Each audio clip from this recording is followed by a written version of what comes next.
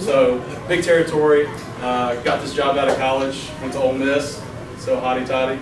I'm over here in Texas. Ole Miss guy over here in Texas, but love it over here. So we'll kind of get into it, guys. What we're going to do is we're going to follow this ventilation concepts and troubleshooting techniques booklet.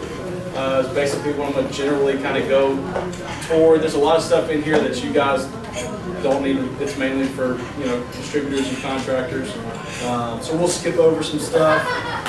The first thing that I'd like to tell you guys, I want you guys to get involved. I don't want to just be me up here talking. I want to learn from you guys and what you guys see day to day, ventilation wise, and then we can kind of, so if you've got a question or if you have something, if I say something that maybe you've seen something differently, please speak up, say something.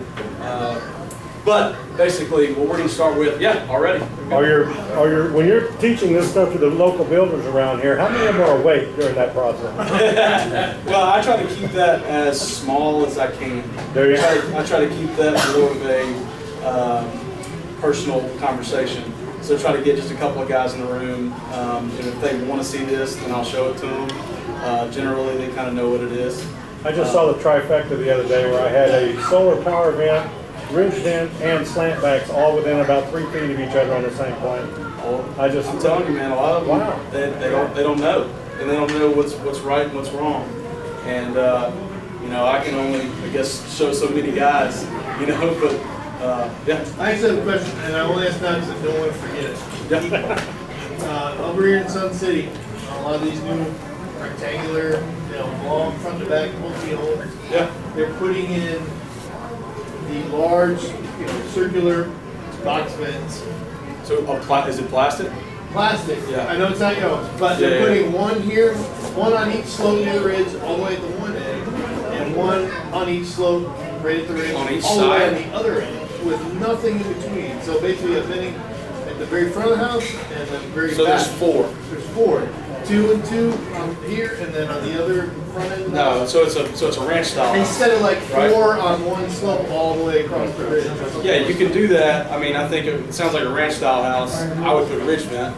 Yeah, exactly. That would be a better look and a better product. But it was so specific looking, I wondered if there was a reason. No. Okay. So they're on opposite sides at the same angle.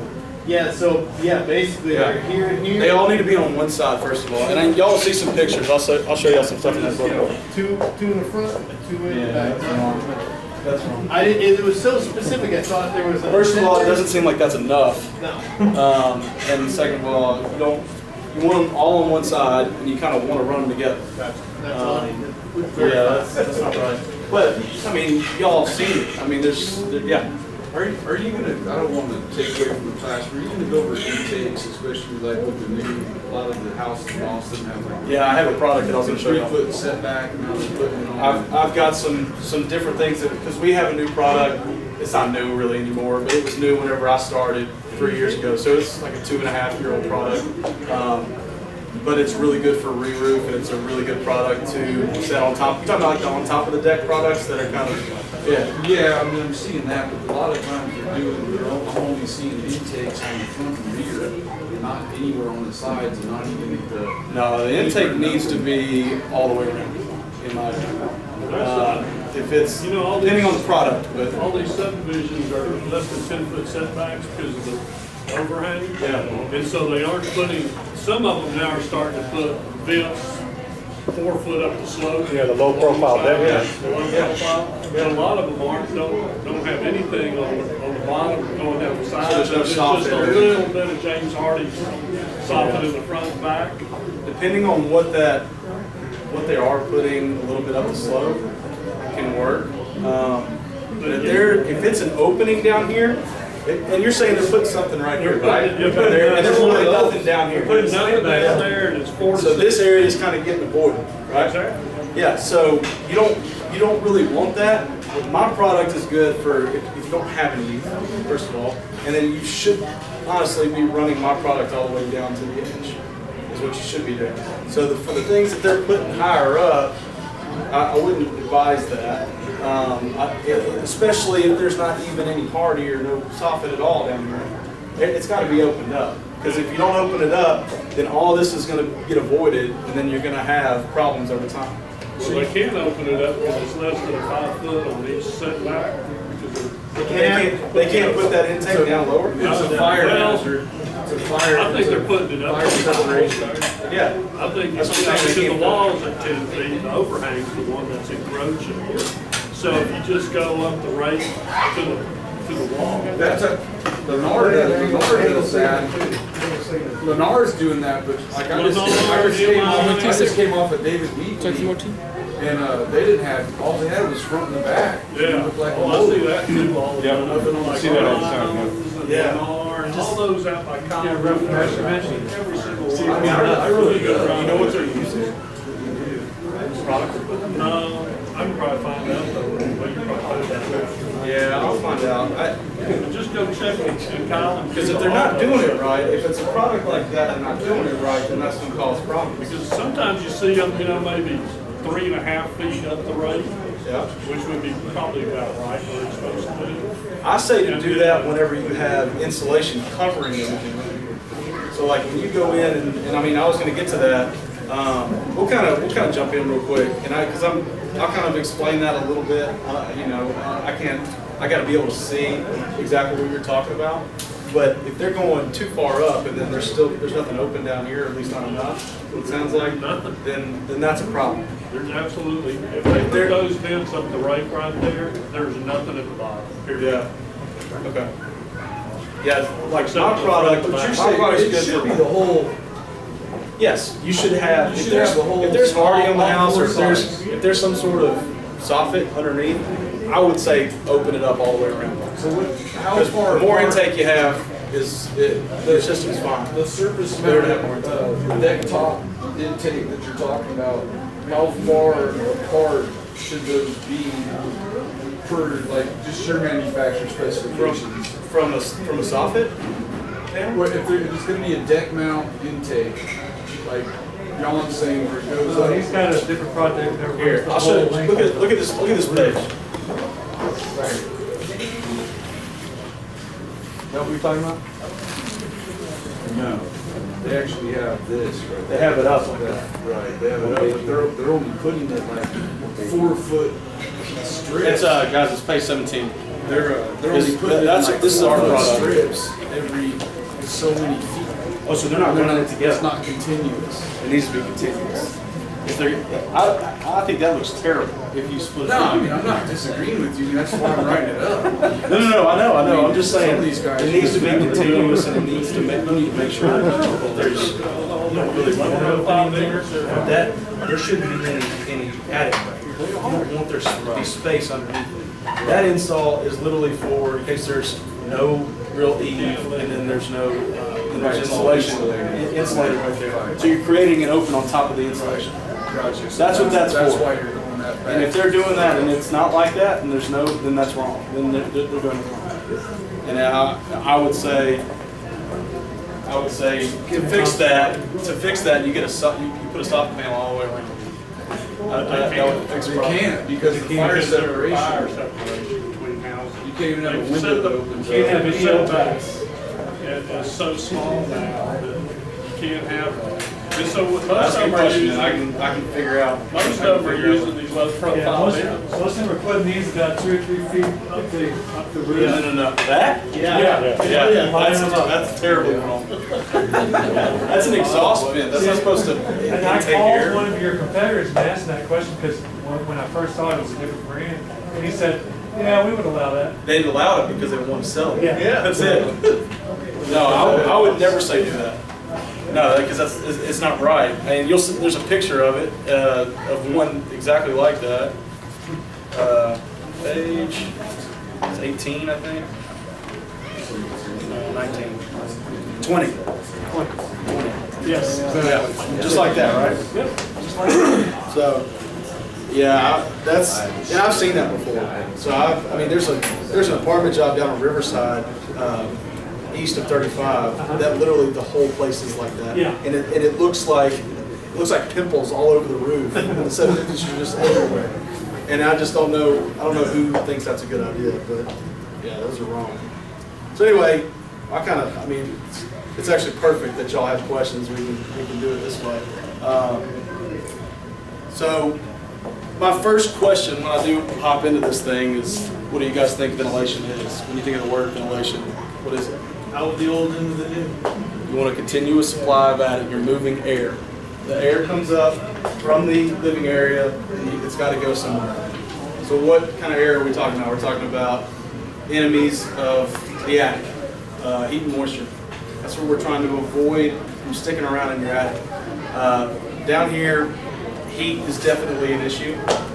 They say that it's only supposed to be 10 degrees. That's not true. It's not true down here at all. But you do want it to be somewhat cool. If you walk up there and it's 140 degrees, there's an issue. And even for here, if it's 140 degrees in that attic, something's off. And it's easy to kind of check. I mean, what I do whenever I've had to walk up into attics and check out. I've had homeowners call me and say, hey, I installed 2 power vents and, you know, I don't think that, I feel like it's still hot up here or whatever. And I'll go check and, you know, sometimes it's hot, sometimes it's not. But you check and you say, okay, look, I see your issue. You have no intake at all. There's no airflow. So all these things are working extra because there's nothing that they can grab. And so that kind of stuff are the things that I see. But heat is definitely a problem. Moisture is a big problem. Good question I like to ask, what creates moisture? Question, is there an ideal, you know the ventilation's not working for temperatures at a certain level? If it's hot, depending on the product, it does depend on the product. If it's a power vent, it should be not that hot up there. I mean, you can kind of, there's not a temperature, no, but I would say if it's 110 degrees outside and you've got the temperature, the thermostat set to 89, 90 or something, it should be in between there somewhere, is what I would say. It's not gonna, when it's hot, it's not gonna reach that There's not any 89. and I went around the other day, 147 in the attic. It's not, Something's wrong. Something's wrong. There's a certain temperature you go I by. thought there's a 20 degree. I know one of the classes when they came here, the guy said 20 degrees. He said No, that was, it's supposed to be 10 degrees From ambient. cooler than it is outside. But like I said, it's cooler. I thought that was with phones. You want it to be cooler in the attic. 10 degrees cooler than it is outside. So what's That's gotta be impossible. there's no way, not down here, but that's what Lomanco teaches you when you learn this thing. So it's a technical, So what's realistic then? I would say 20, 30. 23 higher than outside? You know, it depends, but it's hard whenever it sits there and gets hot like it does. It's hard to control it, but you want to make sure that the air is moving. If it's sitting up there, then you're going to have issues over time. And usually, if you've got a product like a whirlybird, if you've got a turbine and that turbine's spinning, and you have enough intake on that house, you can look at it and you can sit there and say, hey, this is working. And if it's not spinning, then there might be something wrong with the turbine. There might be something wrong with, there's no intake, there's no air being infiltrated through the house. And I mean, you'll see, I can go ahead and show you guys. So the 750's on here. I'll go ahead and turn this thing on. So average wind speed, yeah. So if you open up an attic access and you feel it just whooshing through there, is that a sign you probably don't have enough intake around the house? If you walk up there, No, I'm just saying, sometimes you open up the attic access and when you're right there, you step up the ladder, you're right there, you can just really all the feel, insulation blows up. you can just really feel the air coming through. Is that a sign that That's probably a sign there's not enough intake. there's not enough intake? Yeah. And 9 times out of 10 on the house that you look at, there's not going to be enough intake. It's from builders. I mean, what you were talking about with the different products, they don't even worry about it. Sometimes it's neglected. You got 24-inch rafter bays and you got 9-inch baffles being put in there. So they're blowing the blown-in insulation on both sides of the baffle inside that rafter bay. Yeah. They're covering up the soffit venting on the outside. Yep. It just happens all the time. It happens all the time. And the key is to know to look for it. You know, finding if you can stand up in an attic and look down towards a soffit panel. And really what I say is if you can't see any type of sun or any type of light coming in, then there's nothing over there at all.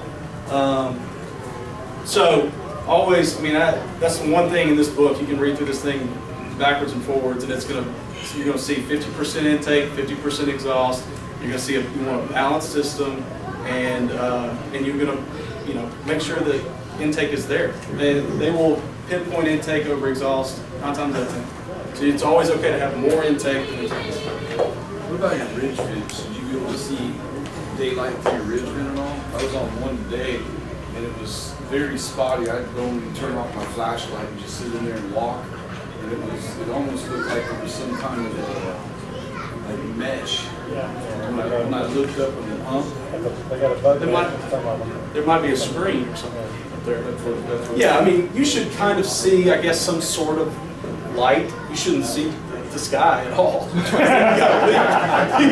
shouldn't. But yeah, I mean, if the sun is shining like when it's a sunny day out here, yeah, you may see some light. You should see the underbelly of that deal. But I always say you got to look at that ridge cut line, because if that cut line is tiered in anywhere, cut wrong and not in any type of way, then your cutback should be a 1 inch minimum. Yeah. So I mean that's in here too. But yeah, there's times where you'll see a jagged ridge line or whatever, and to be honest, it's kind of messed up at that point. Best thing would be to cover that ridge cap and use another product. If you come across a roof that the homeowner's saying it's leaking, you walk up there and there's a hole. It's basically what it is. If there's just a little bit of a ridge vent gets open too much, I mean, it could easily, you're looking at this area right here, that's a direct hole, So if it's cut open a little too wide or whatever, that water can get in when it rains or dust or whatever else can get into your attic. So let's show y'all how this thing works first. So this is, again, a 750, and I have the intake cut out. So there's no intake like we're talking about. Say there's soffit, there's no soffit, or there's insulation covering up the soffit. And average wind speed's about 8 to 9 miles an hour. Depends here, getting more in some areas than others, but add a little. We'll try not to set off any smoke alarms.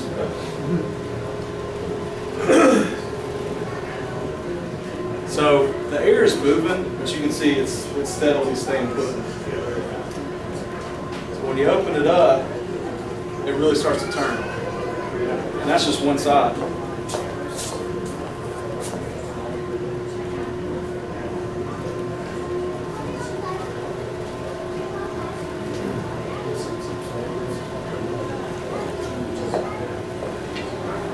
So that's what you want, guys. That's heat and moisture coming up in your attic space. Moisture coming off of us when we take a shower, or plants put off moisture, your toilets put off moisture. Everything in your house has moisture that can go up into your attic space. Heat. If heat sits in there, it can radiate back down into the living area, which causes higher AC bills, which nobody likes that. Many issues with moisture, mildew, paint blisters, roof sheathing with heat. All sorts of issues can happen over time if you don't have anything covering up, or if you don't have any type of intake at all, or no exhaust. So basically what our 750 is, and probably what y'all see, I guess the majority of down here, I would say, a box type vent, a slant static vent. It's just going to be a covered hole that usually you're going to need, depending on how big the house is. You want to make sure there's enough, which I have. Yeah. Go ahead. Well, I was trying to get to how many vents do you need on the house? What's proper? We do have an app that I would suggest that you guys download. And strictly, you can use it for other things if you want to. It links you to our website. It shows you how to properly install products. It shows you how to use certain products. I mean, it's everything that you need. But what I use it for and what my customers use it for is to properly ventilate a house. put the correct amount of vents on my house and the correct intake. So what that's going to be is basically what your slide rule is that is in your packet. That was the old way. Now everything is an app, so we kind of went with that. But the slide rule was basically the same deal. It tells you get the square footage of the attic, and it basically will tell you I need so many exhaust and I need so many intake, so many feet of intake. I mean, it literally will tell you anything. But the app is square feet or cubic feet? It's square feet. Square feet. So our static vents and our ridge vent and most of our vents, except for our turbines and our power vents, are measured in square footage. We use those as dryer vents. Is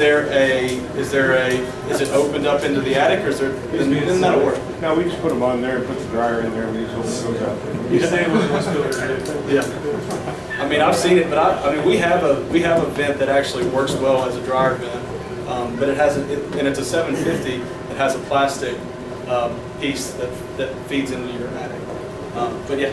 On production builders, I see a dumb question probably, but I want to ask it anyways. But a lot of times I'll see the static vents. It'll be a 6-inch hole and a 12-inch static vent.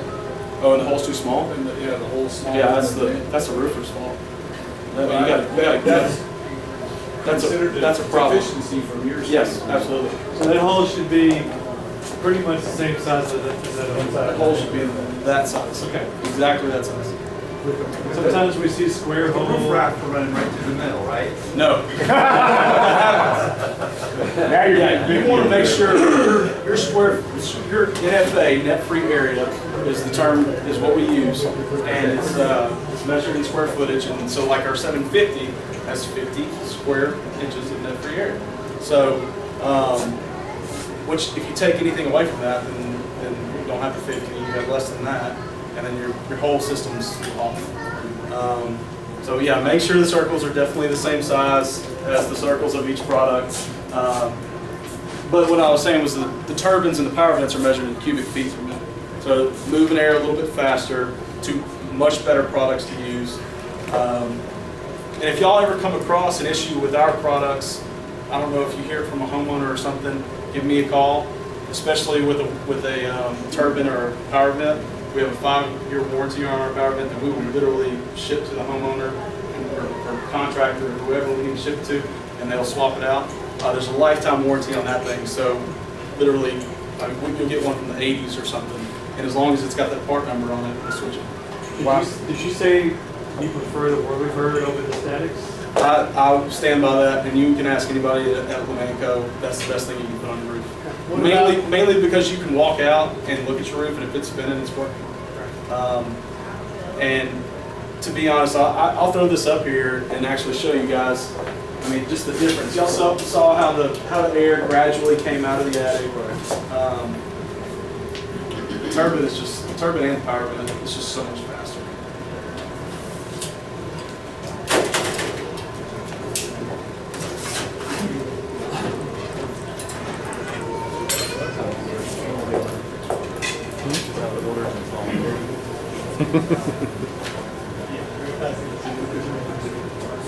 So even if the turbine isn't spinning, it's going to act just like a 750. It's still going to let air out.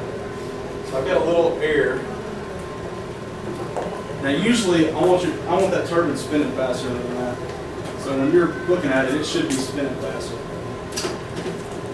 And I mean, it'll suck the air out. You got a good wind, you got a little hill country wind or South Texas wind, it's gonna be spinning like that. So I mean, there's literally 250 turbines that ventilate the Lomanco plant. So that's what they use for everything. That's the product that they live and breathe by. So it's just kind of gotten to the point where people don't like the way it looks because it looks like a big zit up on your roof.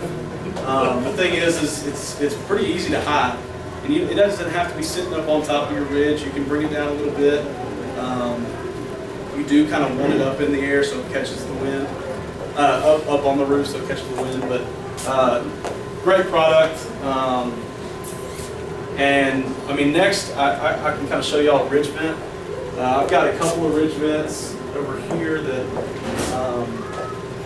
I would advise if y'all see, say something. If you see these down here, it's in the Yeah. wrong place. That's for snow. It doesn't snow down here, at least not enough. What does that do for snow? Keep the snow out. Yeah. That's it's something that you see a little bit here and there. For the most How part, would you identify that from the outside? That's on. you really wouldn't. You can see it. You rip it off. You would look up in the attic and you should see. Come on now. See that spring. Yeah. expected me to look up too. So they look different too. I mean, it's just a filter. Roof joist So insects. I thought it was for oak leaves. But it is sold in the northern states, and that's where people buy it and it works. It's for people Down here, all it's going to do is block up your ridge line, and you're not going to have any results, or at least not as much. These are our two products.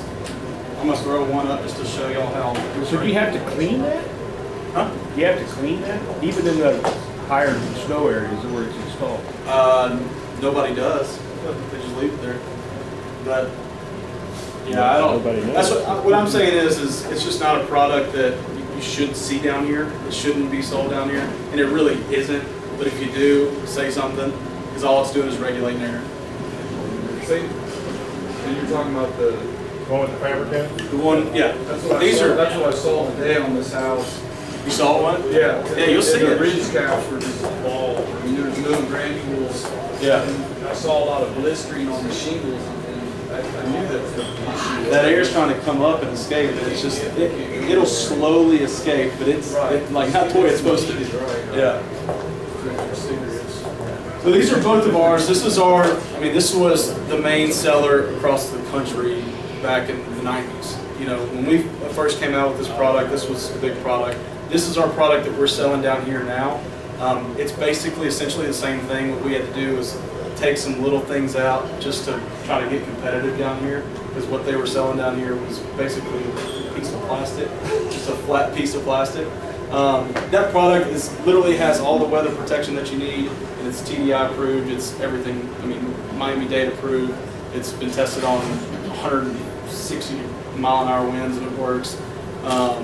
Is the foam piece, does that go on a certain? No.